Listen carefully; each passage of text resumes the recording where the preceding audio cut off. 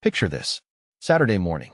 You're standing in your own kitchen, sunlight coming through the blinds, making coffee the way she likes it, almond milk, half a sugar, stirred twice. You carry it to the nightstand, set it down gently so you don't wake her too fast. She opens one eye, looks at the mug, and says, "You make coffee like you're apologizing for something." It's exhausting. You smile. Because that's what you do. You've always smiled. That was my kitchen, my wife, my coffee. My name is Vince Webb, and for 7 years, I smiled through things that should have made me walk out the door. Here's the thing about being the guy everyone loves. You get very good at absorbing hits nobody sees. I own a bar in Greenville, South Carolina. A place called Webb's. Live music on Fridays, trivia on Wednesdays, the kind of spot where regulars hug you when they walk in. I'm magnetic, that's what people say. Funny. Easy to be around. The guy who makes the whole room lighter just by showing up. Sandra fell in love with that version of me. The performer. The charmer. We met at a friend's cookout 7 years ago, and I made her laugh so hard she spilled wine on her dress. She looked at me and said, "You owe me a new dress." I said, "I'll buy you 10. She said, "Start with dinner." That was the beginning. But somewhere around year 5, the laughter stopped landing. Not all at once, more like a slow leak. She'd watch me work a room at the bar, and her eyes would go flat. Not angry. Something worse. Bored. Sandra got promoted to office manager at a medical group downtown. New title, new wardrobe, new circle of friends who drank wine on Tuesday nights and used words like boundaries and emotional labor like weapons. I was happy for her. I told her that. She said, "Don't patronize me, Vince." That's when I noticed the temperature had changed. But I kept smiling. That's what I do. Then my father died. Stay with me here, because this is where the floor cracked open. The funeral was on a Wednesday. Small service on the outskirts of town. Dad wasn't a big ceremony guy. I stood at the front, reading from a card because I knew my voice would break if I tried to wing it. Halfway through, I glanced at Sandra in the front row. She was looking at her phone. She put it away when she caught my eye. Picked it up again 30 seconds later. Then a third time. My father's oldest friend, a man named Gavin Bell who'd known Dad since high school, grabbed my shoulder afterward. His eyes were red. "Your old man was proud of you, son. Don't ever forget that." I nodded and couldn't speak. Sandra was already at the car, checking something on her screen. On the drive home, the car was quiet. I reached across the console for her hand. She pulled away. "I'm drained, Vince. Don't need me right now." I didn't say anything. Just drove. The radio was on low, some talk show running through the day's headlines. Airport delays getting worse. Something about a settlement in a big lawsuit. Sandra changed the station, then turned it off. That night, I ended up at a gas station off Lawrence Road. Engine running. Forehead on the steering wheel. The fluorescent light buzzing through the windshield made everything look underwater. An attendant knocked on my window. Young kid, maybe 19, concern on his face. "Sir, you okay?" I nodded. Sat up. Drove home. But something had shifted. Not a decision. Not yet. More like a crack in the foundation that lets you see what's underneath. And what I saw underneath 7 years of smiling was this. I'd been performing for a woman who stopped watching a long time ago. You know that feeling when the person who's supposed to hold you together is the reason you're falling apart? That. The weeks after Dad's funeral, Sandra softened, but not toward me. Toward the house. She rearranged the living room, bought new throw pillows, started cooking meals she found on Instagram. But when I walked into the room, the warmth left with me. She'd be laughing at something on her phone, and the second I sat down next to her, the phone flipped face down and the laughter stopped. Every time. Like I was an interruption in my own house. One Thursday night, she ordered sushi. 2 sets of chopsticks. 2 drinks. I was working late at the bar, and when I got home at 11, the containers were in the recycling. 2 sets. Sandra never ate sushi with me. Not once in 7 years. I'd suggested it a dozen times. She said raw fish made her gag. Mitch Powell's truck had been in the driveway when Clay drove past the house at 9. Mitch, the neighbor from 2 houses down. Just being helpful. He fixed the fence last month. Dropped off a book the week before that. Helped Sandra carry groceries in from the car one Saturday when I was at the bar doing inventory. Always available. Always listening. The kind of guy who makes himself essential by being around when the husband isn't. He had a wife, quiet woman named Paige who worked nights at the hospital, and a handshake that lasted 1 beat too long. I didn't say anything. I smiled. but I stopped smiling on the inside. Here's the thing about grief. It doesn't just make you sad. It makes you honest. My father spent 41 years with my mother, and when she passed, he told me something I didn't understand until now. He said, "Vince, don't waste years trying to earn something that was never for sale." I started paying attention. Sandra's phone was always face down now. She'd leave the room to take calls. Her texts made her smile in a way my jokes hadn't in 2 years. One afternoon, I picked up her iPad to check the weather, and a Spotify notification popped up. A shared playlist called Late Nights, shared with Mitch Powell. Songs I'd never heard play in our house, the kind of slow, intimate music that tells you everything without saying a word. I put the iPad down, didn't mention it, but something in my face must have changed, because Sandra came into the kitchen 10 minutes later and studied me. "What's wrong?" "Nothing. Just tired." "You've been tired a lot lately." "My father died 3 weeks ago, Sandra." She blinked, looked away. "Right. Sorry." And walked out. That's what grief bought me in this house, a pass on questions. She assumed every silence was about Dad. She was half right. The other half she didn't want to know about. That Saturday, there was a neighborhood March Madness watch party at the Harrisons' place. Everyone from the block was there, TVs set up in the garage, coolers full of beer, kids running around the yard. The women's tournament bracket was all anyone could talk about. I walked in and the room lit up the way it always does. Clay handed me a drink. Gavin Bell pulled me into a conversation about Ovechkin chasing the all-time goal record, and Paige Harrison laughed at something I said before I even finished saying it. Sandra sat next to Mitch. Not across the room, next to him, on the same love seat, their knees almost touching. I made a joke about the refs, and the whole garage erupted. Sandra leaned over to the woman beside her, Kelly Morris, from 3 doors down, and said, loud enough for me to catch it, "He performs. That's all he knows how to do."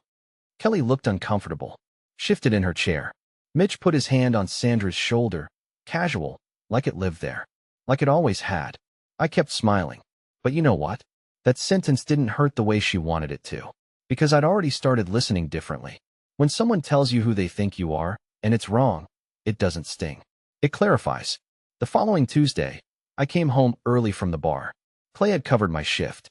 I noticed something in the kitchen, muddy boot prints. From the back door to the island.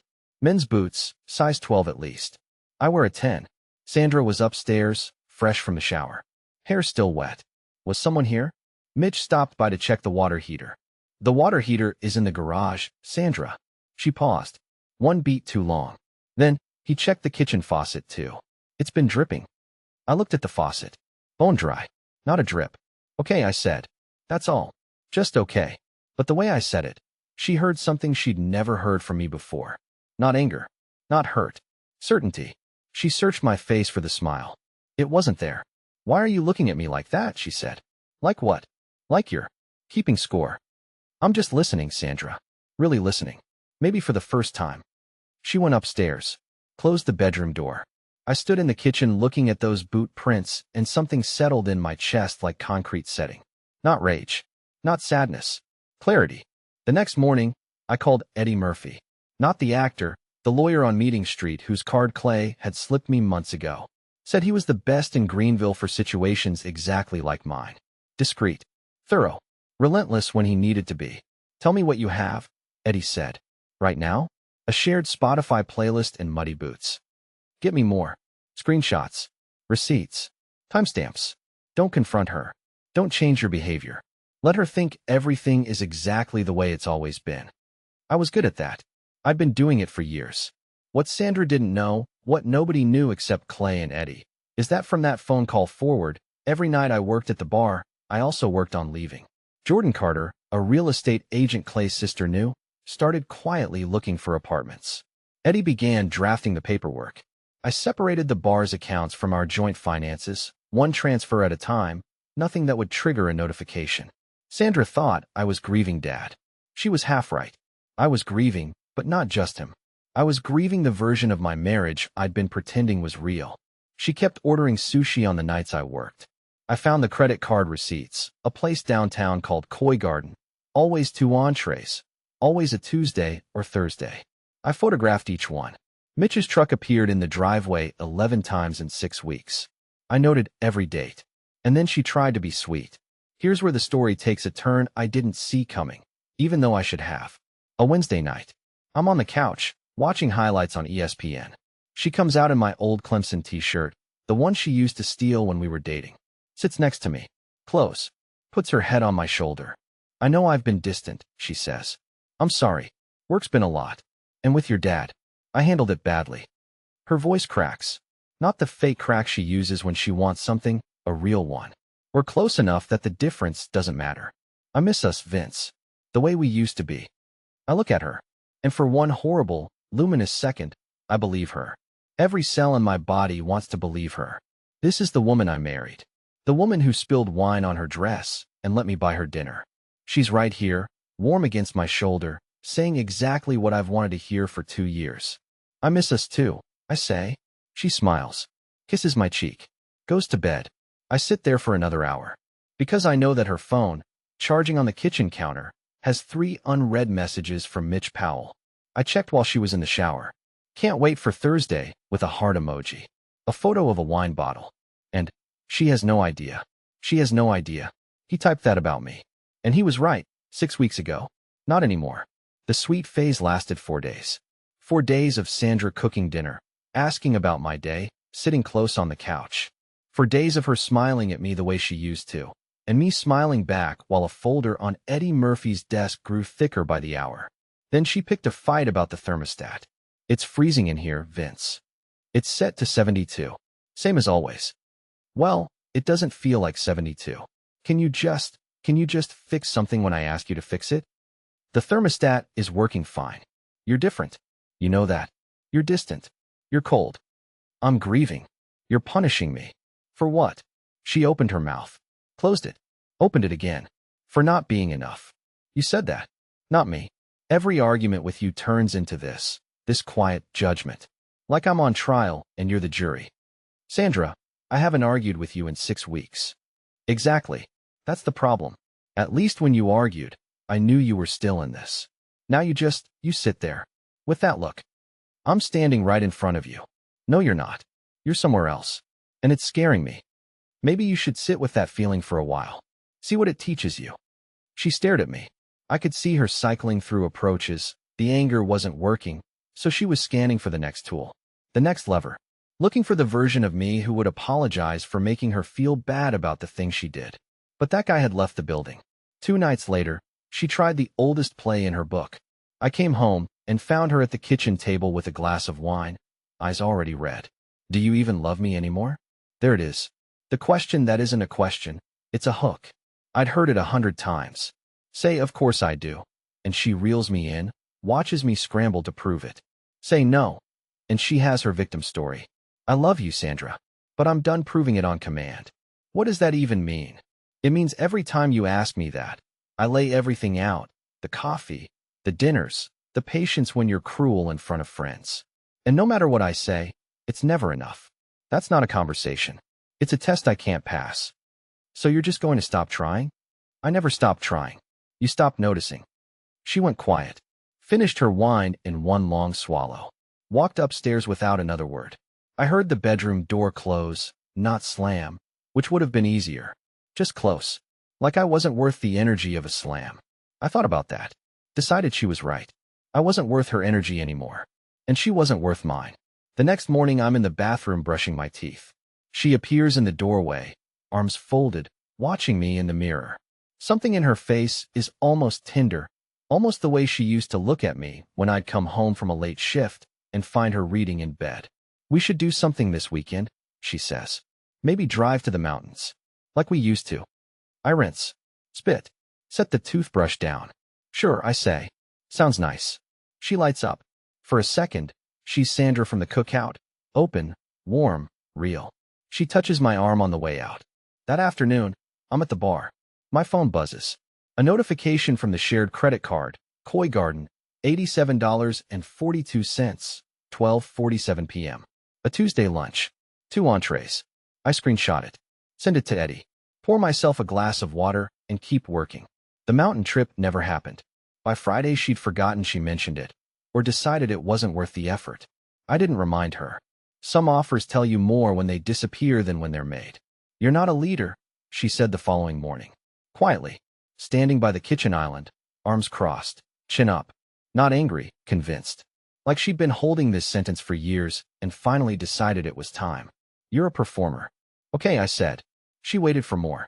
There wasn't more. I went to the barber shop on Augusta Road. The owner, Landon Alexander, older guy, been cutting hair for 30 years, had this unspoken arrangement with me. I'd come in, sit in the waiting chair by the window, and he wouldn't ask. Sometimes I'd get a cut. Sometimes I'd just sit. The TV on the wall was playing Ovechkin highlights from the night before. Hat trick, the whole arena on its feet. A guy chasing something everyone said was impossible. Landon handed me a coffee. Black, no sugar. Didn't say a word. I sat there and thought about every time Sandra said, "Prove you love me." Every time I performed harder, louder, more. The coffee at her bedside. The dinners I cooked on her late nights. The patience I wore like a second skin when she cut me down in front of neighbors. I thought I was loving her. Turns out I was auditioning. And no amount of proving was ever going to be enough, because that wasn't a question she was asking. It was a leash. And I'd been pulling against it so long I forgot I could just take it off. I finished the coffee. Texted Eddie, "Let's move." That weekend, I scrolled through the shared photo album on my phone, looking for a picture of Dad to frame for the bar, and noticed something. Our wedding photos were gone. All of them. The ceremony, the reception, the one of us dancing that her mother had cried over. Deleted. Not archived, not moved to another folder, deleted. I checked the recently deleted folder. Empty. 7 years of marriage, and she'd erased the beginning like it never happened. She wasn't just seeing someone else. She was already building a version of her life where I didn't exist. But she didn't know, I was building one too. The following Thursday, Clay pulled me aside at the bar. It was a slow night, just us and a few regulars nursing beers and watching basketball. He had his phone out, screen turned toward me, and a look on his face like he'd rather be anywhere else. I didn't know how to bring this up, man. A photo from a neighborhood group chat. Sandra and Mitch at Koi Garden. Her head on his shoulder, his arm around her waist. Both of them smiling like people who've stopped hiding and didn't much care who saw. I looked at the photo for 3 seconds. Handed the phone back. I've known for 6 weeks. Clay's face went through about 4 emotions in 2 seconds. Shock, confusion, something like respect, then just sadness. You what? I've known, Clay. I've been documenting everything. Eddie Murphy has a folder 3 inches thick. Jordan Carter found me an apartment on East North Street, lease signed last Tuesday. The bar's accounts are separated. The house deed is being reviewed. He sat down on the bar stool like someone had cut his strings. Ran both hands over his face. You've been walking around here cracking jokes and pouring drinks, and you had all of this running in the background? That's what she never understood about me. She thought the smiling was all I could do. Friday night. Sandra came home late. I heard Mitch's truck pull away from the curb before she opened the front door. She walked into the kitchen humming something, one of the songs from that playlist. I recognized it now, and stopped. I was sitting at the table. 2 folders in front of me. One for her, one for my records. The kitchen was clean. The coffee maker was off. The house was the quietest it had ever been. Sit down, Sandra. What is this? Why are you sitting in the dark? I slid the first folder across the table. Divorce filing. Signed today. The color left her face in stages, forehead first, then cheeks, then lips. She stood there holding her purse strap like it was the only thing keeping her vertical. What? Over what? You're overreacting, Vince. Whatever you think is happening, the sushi receipts are in there. The shared playlist. The boot prints in the kitchen. The photo from the group chat. The one from Koi Garden, Thursday night. His arm around your waist. Page 7. She opened the folder. Her hands were shaking, really shaking, not the performative tremor she used when she wanted sympathy. She flipped to page 7. I watched her read it. Watched her lips move over the words. This isn't, Vince, Mitch is a friend. He's just, can't wait for Thursday. Heart emoji. She has no idea. His words, Sandra. About me. About your husband. She closed the folder. Pressed both palms flat on it like she could hold the pages shut and undo what was inside. Looked up at me with eyes that were suddenly wet and very, very young. So this is it. 7 years, and you planned this behind my back? You were seeing another man behind mine. The difference is, my plan ends the pretending. Yours just added another layer. I can explain everything. You don't need to. That folder does. Vince, please. Her voice broke, genuinely broke, not the calculated crack, not the performance. Raw. I was confused. Mitch was there when you weren't. When you were at the bar every night. When you were grieving and shutting me out. I reached for your hand the day we buried my father. You pulled away and told me, "Don't need me right now." Those were your exact words. So don't tell me I shut you out. That landed. I watched it hit her body. Her shoulders dropped. Her chin dipped. One hand went to the table to steady herself. You said I wasn't a leader, I said. You said I was just a performer. Turns out I just needed a reason to lead. I didn't mean, you meant every word, Sandra. And so do these papers. She tried one more time. Tears streaming now, mascara cutting dark lines down her cheeks. I'll end it with Mitch. Tonight. I'll call him right now. We can go to counseling. I'll do whatever. You deleted our wedding photos from the shared album. Every single one. You weren't confused, Sandra. You were already done. I'm just making it official. The silence that followed had physical weight. The kind you feel in your ribs, pressing down like a hand on your chest. Sandra stood in my kitchen, our kitchen, for a few more days, and for the first time since I'd known her, she had absolutely nothing to say. No tactic. No angle. No lever to pull. Just a woman standing in the wreckage of something she thought she could control. The apartment's furnished, I said. I'm out by Sunday. Jordan Carter's listing the house on Monday. Eddie will be in touch about the rest. Jordan, you already have a real estate agent? For 3 weeks. 3 weeks. She shook her head slowly, almost in wonder. You've been sitting across from me at dinner for 3 weeks knowing you were leaving, and you never.